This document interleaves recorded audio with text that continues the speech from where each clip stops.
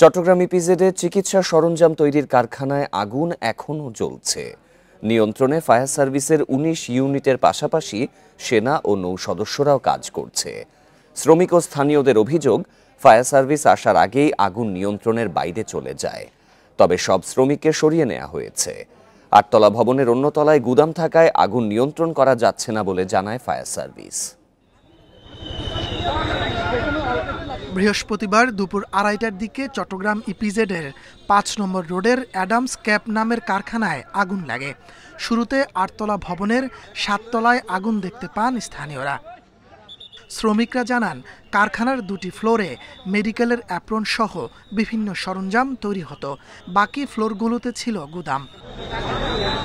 Fire service আসার আগেই আগুন ছড়িয়ে পড়ে পুরো ভবনে।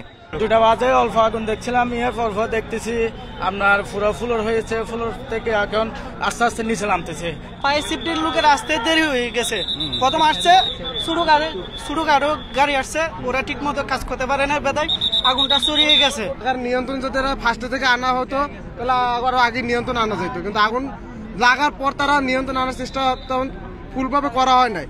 এই জন্য আপনার মনে করেন এত দূর পর্যন্ত আসা হয়েছে। আগুনের তীব্রতা বাড়তে থাকায় ফায়ার সার্ভিসের সাথে যোগ দেয় সেনা ও নৌবাহিনীর সদস্যরা। আমাদের সর্বোচ্চ শক্তি যেটা আছে, সর্বোচ্চ প্রযুক্তি, সেটা এখানে অ্যাপ্লাই করা হয়েছে। আগুন তো নিয়ন্ত্রণে আসবেই, এটা তো, কিন্তু কত দ্রুত আসবে সেটা এখনই বলার সুযোগ নাই, কারণ পুরাটাই দাহ্য বস্তু ভর্তি। কারখানাটিতে কাজ করে প্রায় ৮০০ শ্রমিক। ইপিজেড কর্মকর্তাদের দাবি, তাদের সবাইকে নিরাপদে সরিয়ে আনা হয়েছে। Independent news. আরও জানাতে চট্টগ্রাম ইপিজেড থেকে যোগ দিচ্ছেন সহকর্মী আলমগীর সবুজ। এখন প্রায় ৬.৫ ঘন্টা হয়ে গেছে, তারপরও আগুন নিয়ন্ত্রণে আসেনি। ইতিমধ্যে ১৯টি ইউনিট কাজ করছে, তার পাশাপাশি সেনা ও নৌ সদস্যরাও কাজ করছেন। আগুনের তীব্রতা নিয়ে তারা কি বলছেন আর সর্বশেষ কি তথ্য জানতে পেরেছেন?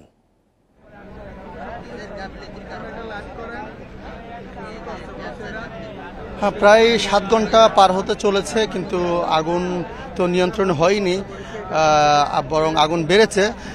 যদিও এই মুহূর্তে একটু আগুনের তীব্রতা মনে হয়, আমরা যেটা খোলা চোখে দেখছি, কিছুটা কমেছে। একটা দিক থেকে অন্য দিকে চলে এসছে, আমরা যেটা দেখছি, আপনি নিশ্চয়ই দেখছেন। আগে যে দিক থেকে ছিল এখন অন্যদিকে চলে আসছে, এবং মূলত এখন আসলে এটা ধসে পড়ারই অপেক্ষা এক ধরনের, কারণ এত বেশি আগুনের সব জায়গায় ছড়িয়ে পড়েছে। ফায়ার সার্ভিসের পক্ষে এটা নিয়ন্ত্রণ করা এক ধরনের অসম্ভব। এবং আমরা আগে থেকে যেটা জানিয়ে আসছিলাম, আপনারা জানেন চট্টগ্রাম এর ফায়ার সার্ভিসের 16টা ইউনিটের সাথে নৌবাহিনী এবং বিমান বাহিনীর আরও কয়েকটা, মোট আমরা যেটা জানতে পেরেছি 19টা টিম কাজ করছে আগুন নির্বাপনে। কিন্তু আসলে আগুন তো নির্বাপন হয়নি, এবং যেটা বলছিলাম সর্বশেষ এই ৮ তলা ভবনের নিচে যে একটা টিন শেডের যেটা কারখানা ছিল, সেখানে আমরা শুনেছি সেটাও গুদাম হিসেবে ব্যবহৃত হচ্ছে। সেখানে উপর থেকে আগুনের টুকরো পড়ে নিচের যে টিনের ওখানে আগুন লাগে, এবং এরপরে আসলে পুরো এই ৮ তলা ভবনের নিচতলায় এবং অন্যান্য ফ্লোরে আগুন ছড়িয়ে পড়ে। আমরা জেনেছি বিমান বাহিনীর যারা আছেন তারা এইটার পশ্চিম দিকে একটা পুকুর আছে, পুকুরের ওখান থেকে তারা পানি দিচ্ছে বলে বিমান বাহিনীর তরফ থেকে একটু আগে নিশ্চিত করেছে, এবং যেদিকে আমাদের যাওয়ার আসলে সুযোগ নেই। অন্যদিকে নৌবাহিনীও তাদের মতো করে কাজ করছে, এবং ফায়ার সার্ভিস তো আছেই। ফায়ার সার্ভিসের যেটা হয়েছে আসলে আজকে এখানে এই ইপিজেডে দুপুরে একটা প্রতিষ্ঠানে অপ্রীতিকর ঘটনা ঘটেছে, শ্রমিক অসন্তোষ ছিল। এই কারণে আমরা জেনেছি, অনেকে এখানে বলেছে ফায়ার সার্ভিসে আসতে দেরি হয়েছে, কিন্তু আমরা জেনেছি তারা আসার পথে এখানে একটু বাধার সম্মুখীন হয়েছিল, এই কারণে তাদের আসতে কিছুটা বিলম্ব হয়েছে। যদিও তারপরেও তারা অক্লান্ত পরিশ্রম করছে। আমরা দেখেছি ফায়ার সার্ভিসের কয়েকজন কর্মীকে অসুস্থ হয়ে যেতে দেখেছি, এবং তারা তাদের সাধ্যমতো আগুন নির্বাপনের চেষ্টা চালিয়ে যাচ্ছে। আমরা আগে থেকে জানাচ্ছিলাম যেটা ফায়ার সার্ভিসের যে সরঞ্জাম যেগুলি আছে, যে ইকুইপমেন্টগুলা পর্যাপ্ত আসলে সরঞ্জাম না থাকার কারণে তারা ঠিকমতো কাজও করতে পারছে না। এবং তারা আমরা দেখেছি শুরুতে তারা দুইটা তাদের লম্বা যে সিঁড়ির মতো যন্ত্রপাতি আছে এগুলো দিয়ে তারা আগুন পানি দেওয়ার চেষ্টা করেছে। পরবর্তীতে পানি শেষ হয়ে যাওয়ার পরে তারা পার্শ্ববর্তী যে সমস্ত 2টা প্রতিষ্ঠানের যে মজুতকৃত পানি আছে সেখান থেকে পানি নিয়ে পাইপের মাধ্যমে পানি দিয়েছে, কিন্তু আসলে এত বেশি আগুনের তীব্রতা যে সে নির্বাপন করা এক ধরনের অসম্ভব এবং এক ধরনের অসহায়ের মতো আমরা দেখছি। এবং যেহেতু এখানে রাসায়নিক দ্রব্য আদি আছে ধারণা করা হচ্ছে এবং অনেকে বলছে এই কারণে সবাইকে পেছনে দূরে সরিয়ে নেওয়া হচ্ছে এবং আমরা দেখছি কিছুক্ষণ পরপর সেখানে বিস্ফোরণের ছোট ছোট বিস্ফোরণের শব্দ আমরা শুনতে পাচ্ছি। মোটামুটি বলা চলে যে আগুন নির্বাপন হয়নি। এখন অনেকেই এবং ফায়ার সার্ভিসের এবং আইনশৃঙ্খলা রক্ষাকারী বাহিনীর অনেকেই অপেক্ষা করছেন কখন এটা ধসে পড়ে ভবনটা। সবুজ নিশ্চয়ই আপনি তথ্য সংগ্রহ করতে থাকুন। চট্টগ্রাম ইপিজেডে অগ্নিকাণ্ডের খবর জানাচ্ছিলেন সহকর্মী আলমগীর সবুজ। রাজধানীর মিরপুরে আগুনে ক্ষতিগ্রস্ত রাসায়নিকের গুদাম থেকে ক্ষতিকর উপাদান এখনও পানি দিয়ে সরানো হচ্ছে। তেজস্ক্রিয়তার কারণে সম্পূর্ণ কেমিক্যাল অপসারণে কত সময় লাগবে তা নির্দিষ্ট করে বলতে পারেনি ফায়ার সার্ভিস। মানবদেহের জন্য ক্ষতিকর গ্যাস বাতাসে ছড়িয়ে পড়েছে এমন আশঙ্কায় আশপাশের বাসিন্দাদের নিরাপদে থাকার পরামর্শ দিলেও সতর্কতা নেই দোকানদার ও এলাকাবাসীর। মিরপুরের শিয়ালবাড়ি এলাকায় মঙ্গলবার বিকট শব্দে বিস্ফোরিত হয় আলম ট্রেডার্সের রাসায়নিক দ্রব্যের গুদাম। একের পর এক বিস্ফোরণে মুহূর্তে আগুন ছড়িয়ে পড়ে পাশের ভবনসহ চারিদিকে। 2 দিন পরও ওই গুদাম থেকে ধোঁয়া বের হতে দেখা যায়। তেজস্ক্রিয়তা বিবেচনায় এলাকাবাসীকে সতর্ক থাকার পরামর্শ দেয় ফায়ার সার্ভিস। এই মুহূর্তে এলাকাটা খুবই বিপজ্জনক। আপনারা নিজেরা বুঝতে পারতেছেন, যারা শ্বাস প্রশ্বাস নিচ্ছেন তাদের নিজেরাই ক্ষতি হয়ে যাচ্ছে।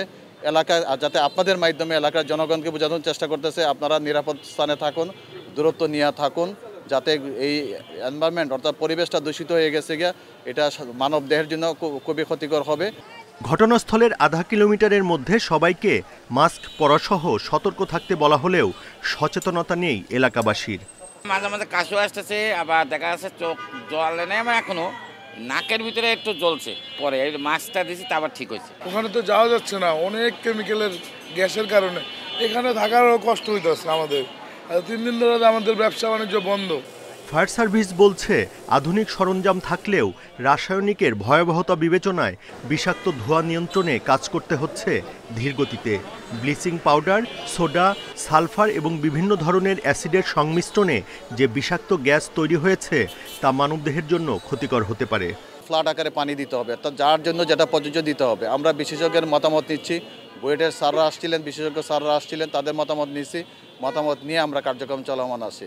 আমরা যেভাবে আগেই বলছি একটা কথা, যে কেমিক্যালে আগুন নির্বাপন করতে হলে দ্রুত কোনো অ্যাকশনে যাওয়া যাবে না, ধীর স্থির দেখে শুনে কাজ করতে হবে।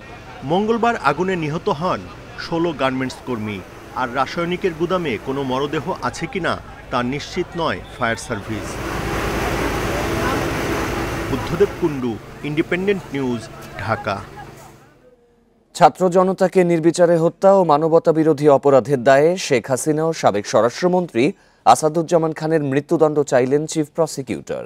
রাষ্ট্রপক্ষে যুক্তিতর্ক উপস্থাপন শেষে ট্রাইব্যুনালে এই আবেদন জানান তিনি। একই সাথে অপরাধীদের সম্পদ জব্দ করে হতাহতদের ক্ষতিপূরণ চেয়েছে রাষ্ট্রপক্ষ। এদিকে চানখারপুলে 6 হত্যায় সাক্ষ্য দিয়ে অপরাধীদের সর্বোচ্চ শাস্তি চাইলেন উপদেষ্টা আসিফ মাহমুদও। মারণাস্ত্র ব্যবহার করে জুলাই আন্দোলনকারীদের হত্যার নির্দেশ সহ শেখ হাসিনার বিরুদ্ধে সুনির্দিষ্ট 5টি অভিযোগ আনে রাষ্ট্রপক্ষ। এই মামলায় 54 সাক্ষীর সাক্ষ্য শেষে টানা 4 দিন ধরে যুক্তি উপস্থাপন করে সোমবার তা শেষ করে প্রসিকিউশন। এদিন চিফ প্রসিকিউটর আদালতকে বলেন, অপরাধ বিবেচনায় শেখ হাসিনাকে মৃত্যুদণ্ড দেওয়া উচিত, আর তার সকল নির্দেশ বাস্তবায়ন ও পরিকল্পনার মূল দায়িত্ব পালন করা আসাদুজ্জামানেরও ফাঁসি হওয়া উচিত। তিনি অপরাধের নিউক্লিয়াস ছিলেন, তাকে চরমদণ্ড এই আইনে যেটা আছে সেটাই দেয়া শ্রেয়।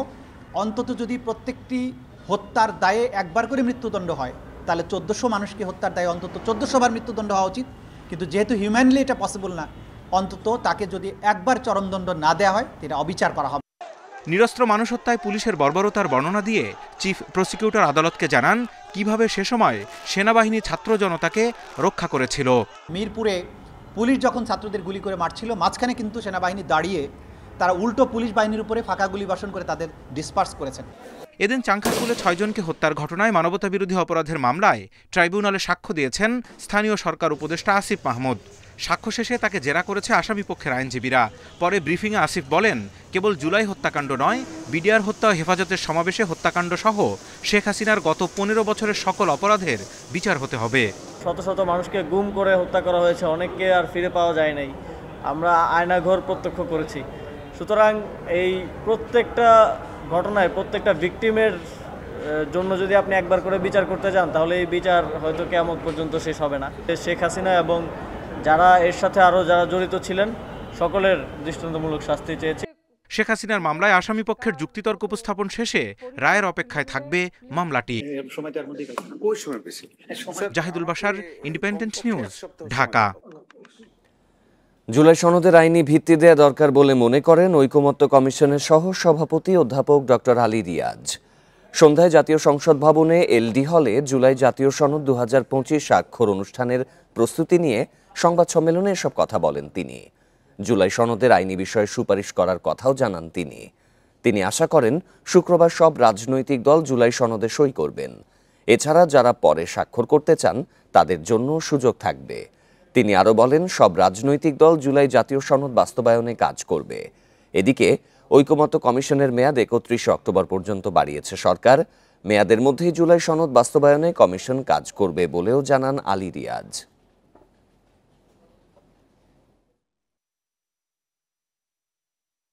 কমিশনের মেয়াদ 31 অক্টোবর পর্যন্ত বর্ধিত করা হয়েছে। এই মেয়াদের মধ্যে কমিশনের পক্ষ থেকে সনদ বাস্তবায়নের ক্ষেত্রে সুস্পষ্ট, সুনির্দিষ্ট, পূর্ণাঙ্গ একটি সুপারিশ আমরা সরকারের কাছে উপস্থাপন করব। আইনি ভিত্তি না দিলে জুলাই সনদ স্বাক্ষর অনুষ্ঠানে অংশ নেবে না জাতীয় নাগরিক পার্টি এনসিপি। সকালে রাজধানীর বাংলা মোটরের অস্থায়ী কার্যালয়ে এক সংবাদ সম্মেলনে একথা জানান দলের আহ্বায়ক নাহিদ ইসলাম। জুলাই সনদের খসড়া ডক্টর ইউনূসের হাত দিয়ে জারি করা সহ 3 দফা দাবি তুলে ধরেন তিনি।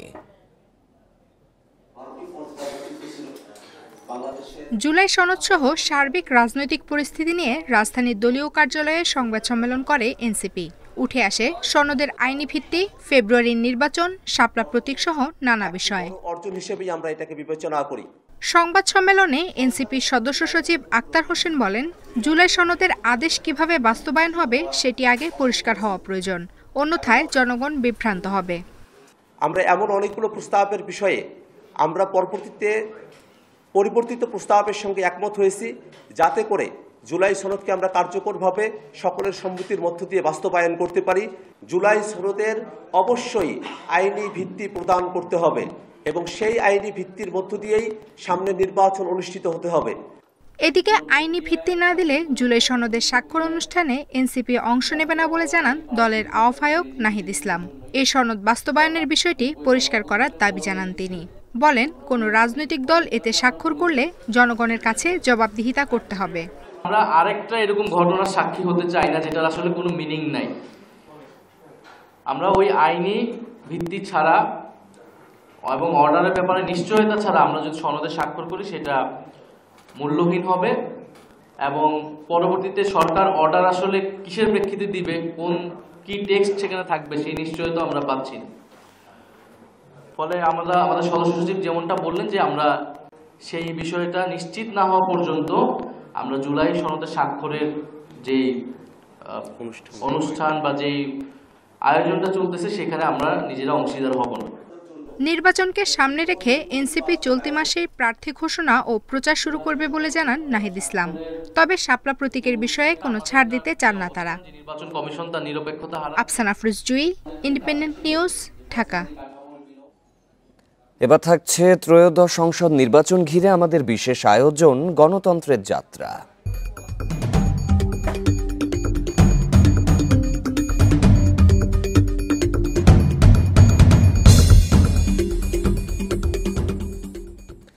জাতীয় সংসদ নির্বাচন সামনে রেখে 100 প্রার্থীর নাম ঘোষণার পাশাপাশি আরও 100 প্রার্থী বাছাই করবে এবি পার্টি। জোটে না গিয়ে নির্বাচন করতে চায় তারা।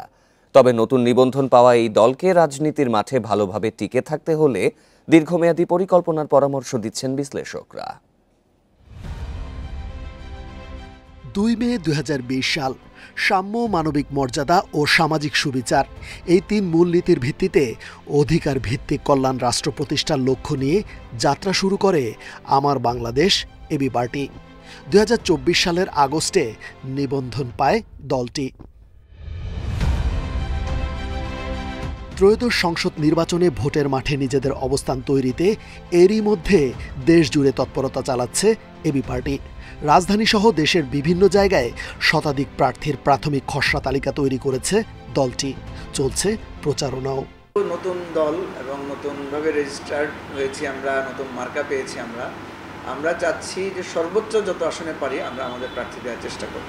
100 জনের মতো প্রার্থী একটা প্রাথমিক খসড়া আমরা তৈরি করেছি, যেটা আমরা 15 বা 16 তারিখ আমাদের একটা অনুষ্ঠান আছে, সেই অনুষ্ঠানে আমরা এই প্রার্থী তালিকাটা আমরা ডিক্লেয়ার করব।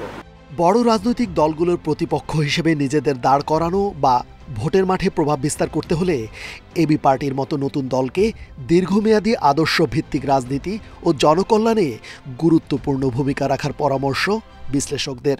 যে দেখুন, রাজনীতির ময়দানে বিএনপি, জামাত এবং আওয়ামী লীগের প্রতিপক্ষ হিসেবে প্রতিষ্ঠিত হতে হলে লম্বা সময় ধরে আদর্শ ভিত্তিক রাজনীতি এবং বাংলাদেশের যে মাঠ পর্যায়ের যে রাজনীতি আছে সেই রাজনৈতিক ক্ষেত্রে গুরুত্বপূর্ণ ভূমিকা পালন করতে হবে এবং নিজেদের সততা, আদর্শ এগুলোকে প্রতিষ্ঠিত করতে হবে।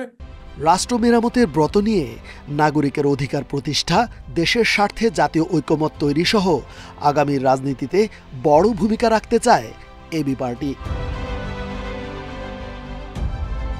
রেজওয়ানুল হক, ইন্ডিপেন্ডেন্ট নিউজ, ঢাকা। 4 ঘন্টা পরও শুরু হয়নি রাকসু নির্বাচনের ভোট গণনা। বিকেল 4টায় ভোট গ্রহণ শেষ হওয়ার পর সব কেন্দ্র থেকে অডিটোরিয়ামে ব্যালট নিয়ে যাওয়া হয়। সেখানেই কেন্দ্রীয়ভাবে শুরু হবে গণনা। রাজশাহী বিশ্ববিদ্যালয়ের উপাচার্য জানিয়েছেন, সুষ্ঠুভাবে ভোট গ্রহণ সম্পন্ন হয়েছে। 12 থেকে 15 ঘন্টার মধ্যে ফল প্রকাশ করা যাবে বলে মনে করেন তিনি। নির্বাচন কমিশন জানিয়েছে, 17টি হলের মোট 28,909 জন ভোটারের মধ্যে ভোট দিয়েছেন 20,187 জন। সেই হিসাবে ভোট পড়েছে 69.83 ভাগ। এর আগে সকাল 9টা থেকে শুরু হয় ভোট গ্রহণ। 9টি একাডেমিক ভবনে 17টি কেন্দ্রে 990টি বুথে ভোট নেওয়া হয়। কেন্দ্রীয় 23টি পদের মধ্যে রাকসুতে প্রার্থী 247 জন, 17টি হল সংসদে 555 জন এবং সিনেটের ছাত্র প্রতিনিধি পদের জন্য 58 জন প্রতিদ্বন্দ্বিতা করছেন।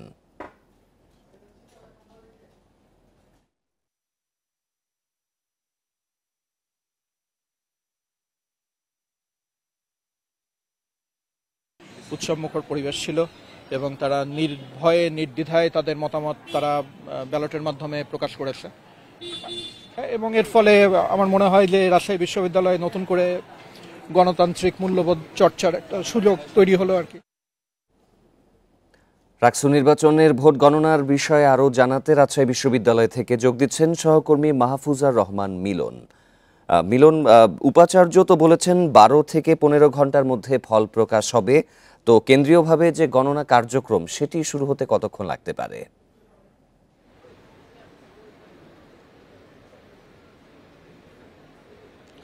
দেখুন, ভোট গ্রহণ কিন্তু শেষ হয়েছে বিকেল 4টার দিকে এবং এখন পর্যন্ত কিন্তু সময় গড়িয়ে গেল, একটু লম্বা সময় গড়িয়ে গেলেও এখন পর্যন্ত কিন্তু ভোট গণনার যে মূল পর্ব সেটি কিন্তু শুরু হয়নি। আমরা দেখেছি যে ভোট গ্রহণের পর ব্যালট বাক্সগুলো কড়া নিরাপত্তা প্রহরায় কিন্তু এই অডিটোরিয়ামে নিয়ে আসা হয়েছে এবং এর পরপরই কিন্তু তারা আমরা দেখেছি যে সন্ধ্যার পর পরবর্তীতে ব্যালট বাক্স থেকে যে ব্যালটগুলোকে তারা আলাদা করছে। আমরা এখন পর্যন্ত তাদের ওই কার্যকলাপই দেখতে পাচ্ছি এবং মূলত এখানে যে জিনিসটি হচ্ছে যে এখানে কিন্তু 43টি ভোট দিয়েছে, একজন ভোটার 43টি ভোট দিয়েছে, তো 43টি পদে আলাদা আলাদা ভোটগুলোকে তারা আলাদা আলাদা করছেন, আলাদা আলাদা ভাবে একটা করে তারা একটা করে প্লট করে তারা সেগুলো ওএমআর মেশিনে দেবে। তো এর আগেই এই কাজটি করার জন্য তাদেরকে একটি লম্বা সময় ধরে এই ব্যালটগুলোকে আলাদা আলাদা করে গুছিয়ে নিতে হচ্ছে। তো এর ফলে আমরা যতটুকু তারা আমাদেরকে জানিয়েছেন যে এই ভোটগুলো আলাদা আলাদা করে গুছিয়ে নেওয়ার পরই তারা ওএমআর মেশিনে দিলেই এখানে তারা যে আমরা যে কাঙ্ক্ষিত যে ভোট গণনার যে সিস্টেম সেটি আমরা দেখতে পাবো। এবং এখন পর্যন্ত আমরা দেখতে পাচ্ছি যে এখানে কিন্তু ওই ওয়েমার মেশিনে দেওয়ার যে কার্যক্রমটি সেটি এখন পর্যন্ত শুরু হয়নি। এবং আমি যদি সারাদিনের আজকের রাকসুর কার্যক্রম একটু আপনাকে বলি, তো আমরা দেখব যে সকাল থেকে কিন্তু সকাল 9টা থেকে ভোট গ্রহণ শুরু হয় এবং বিকাল 4টা পর্যন্ত এই ভোট গ্রহণটি চলে এবং এখানে কিন্তু সুষ্ঠুভাবেই ভোট গ্রহণ কার্যক্রম চলেছে। তবে দু একটি এখানে অভিযোগ ছিল। বিকেল গড়ার দিকে এখানে কিন্তু একজন ছাত্র দলের কর্মী মহিউদ্দিন সীমান্ত, তিনি ভোট দেওয়ার আগেই তিনি কেন নির্বাচনী কর্মকর্তারা কেন সেখানে আগে সিগনেচার করেছে এ নিয়ে তিনি একটি অভিযোগ তুলেছিলেন এবং এরপরে কিন্তু আমরা ব্যাখ্যাও দেখেছি তার, আমরা নির্বাচনী কর্মকর্তাদের আমরা তার ব্যাখ্যাও পেয়েছি এবং পরবর্তীতে আমরা কিন্তু বিকেলের দিকে আরেকটি ছাত্র দলের আরেকটি প্যানেলের আমরা অভিযোগ দেখেছি তারাও, এবং শিবিরেরও প্যানেল যেটি আছে সম্মিলিত জোট, তারাও কিন্তু পাল্টাপাল্টি অভিযোগ করেছেন। তবে ছাত্রদল যেটি অভিযোগ করেছিলেন যে ছাত্রদলের যে শেখ নুরুদ্দিন আবির, তিনি যিনি ভিপি পদে রয়েছেন, তিনি কিন্তু একটি গুরুতর অভিযোগ করেছিলেন যে গতকাল ছাত্র শিবিরের যে প্রার্থীরা রয়েছেন তারা বিভিন্ন মেস এবং অন্যান্য জায়গাতে গিয়ে সনাতনী যে শিক্ষার্থীরা রয়েছেন তাদেরকে হুমকি ধামকি দিয়েছেন। তো এরকম আমরা নানা অভিযোগ পেয়েছি। তবে বিশ্ববিদ্যালয় কর্তৃপক্ষ যারা রাকসু নির্বাচনটি পরিচালনা করছেন তারা বলছেন যে এই ধরনের অভিযোগ তারা কোনো লিখিতভাবে পান না, তারা বিষয়গুলো কোনোভাবে আমলে নিচ্ছে না। তো এখন পর্যন্ত এখানে কিন্তু ভোট গণনা কার্যক্রমটি ভোট গণনা কার্যক্রম শুরু হওয়ার পর আপনার মাধ্যমে আমরা দর্শকদের জানাবো। বিএনপি চেয়ারপারসন বেগম খালেদা জিয়া ও ভারপ্রাপ্ত চেয়ারম্যান তারেক রহমানকে জুলাই সনদ সই অনুষ্ঠানে আমন্ত্রণ জানিয়েছে ঐকমত্য কমিশন। বৃহস্পতিবার এভারকেয়ার হাসপাতালে গিয়ে বেগম জিয়াকে আমন্ত্রণপত্র পৌঁছে দেন জাতীয় ঐকমত্য কমিশনের সদস্য ডক্টর বদিউল আলম মজুমদার ও প্রধান উপদেষ্টার বিশেষ সহকারী সাংবাদিক মনির হায়দার। বুধবার মধ্যরাত থেকে হাসপাতালে ভর্তি আছেন বেগম খালেদা জিয়া। বিএনপির মিডিয়া সেলের সদস্য সাইরুল কবির খান বলেন, বেগম খালেদা জিয়া ও তারেক রহমানকে জুলাই সনদ সই অনুষ্ঠানে আমন্ত্রণ জানাতে এভারকেয়ার হাসপাতালে যান ঐকমত্য কমিশনের সদস্যরা। পরে খালেদা জিয়া আমন্ত্রণপত্র পড়ে দেখেন। শুক্রবার অনুষ্ঠিত হতে যাচ্ছে বহুল আকাঙ্ক্ষিত জাতীয় জুলাই সনদ 2025-এর স্বাক্ষর অনুষ্ঠান।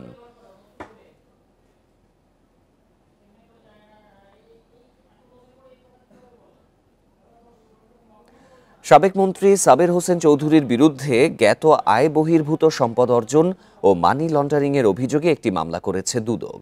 দুদকের প্রাথমিক অনুসন্ধানে জানা গেছে, সাবের হোসেন চৌধুরী জ্ঞাত আয়ের উৎসের সাথে অসঙ্গতিপূর্ণভাবে মোট 12,45,169 টাকা মূল্যের সম্পদ অর্জন করে তা ভোগ দখল করে রেখেছেন। এছাড়া 1989 থেকে 2025 সাল পর্যন্ত বিভিন্ন সময়ে তিনি তার নামে খোলা মোট 21টি ব্যাংক হিসাবের মাধ্যমে 60,19 লাখ টাকা জমা এবং 64,41,91,011 টাকা উত্তোলন করেছেন।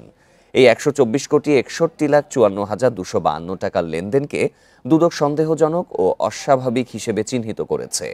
সাবের হোসেন চৌধুরীর স্থায়ী ঠিকানা হিসেবে পরিবাগ, শাহবাগ, ঢাকা এবং বর্তমানে খিলগাঁও ব্লক সি এলাকার একটি বাসার নাম উল্লেখ করা হয়েছে।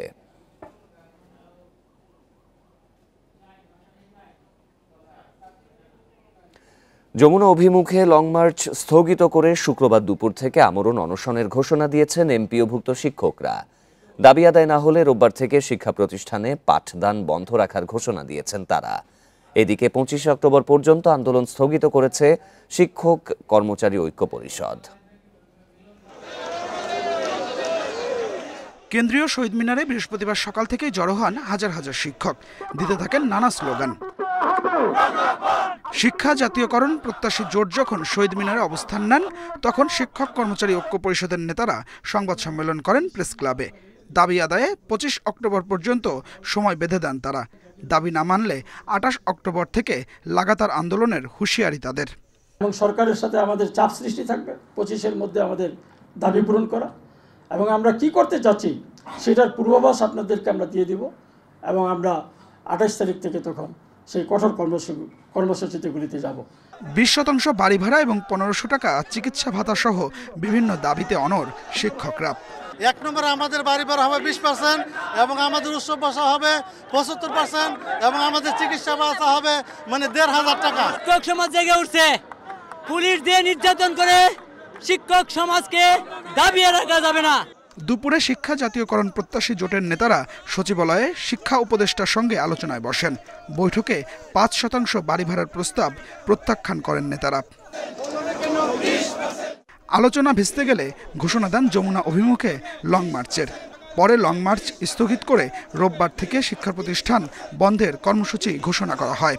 এরপরেও যদি সরকারের বুঝদায় না হয় আমরা আমরণ অনশনে যাব। এরপরেও যদি আমাদের প্রতি সরকারের কোনো দয়া না হয় আমরণ অনশন করতে করতে আমরা শিক্ষকরা এখানেই মৃত্যুবরণ করব। এমপিওভুক্ত শিক্ষকদের সাথে একাত্মতা জানিয়েছে বিভিন্ন রাজনৈতিক দল। Adilur Rahman, independent news, Dhaka. কুষ্টিয়ার ছেঁউড়িয়ায় বাউল সম্রাট ফকির লালন সাঁইয়ের আখড়াবাড়ি কেন্দ্রিক গড়ে উঠেছে বিভিন্ন ক্ষুদ্র ও কুটির শিল্প। স্থানীয় কারিগরদের তৈরি বাদ্যযন্ত্র, পোশাক, অলংকার সহ নানান সামগ্রী আকর্ষণ করছে দেশি বিদেশি দর্শনার্থীদের। কুষ্টিয়ার ছেঁউড়িয়ায় লালন আখড়াবাড়ির পাশেই অবস্থিত অচিন পাখি নামে এই কারখানা। এখানে তৈরি হয় একতারা, দোতারা, খমক, ডুগি, হাতবায়া, টুপি, গামছা, লুঙ্গি, অলংকার সহ বাউল সাজসজ্জার নানা উপকরণ। এই উপকরণগুলোর প্রায় অর্ধ শতাধিক হস্তশিল্প কারখানা রয়েছে এখানে। আখড়াবাড়ি ঘিরে লোকজ জিনিসপত্র ও হস্তশিল্পের দোকানগুলোতে স্থানীয়ভাবে তৈরি এসব সামগ্রীর রয়েছে ব্যাপক চাহিদা। বছরে দুবার লালন মেলা চলাকালে চাহিদা আরও বেড়ে যায়।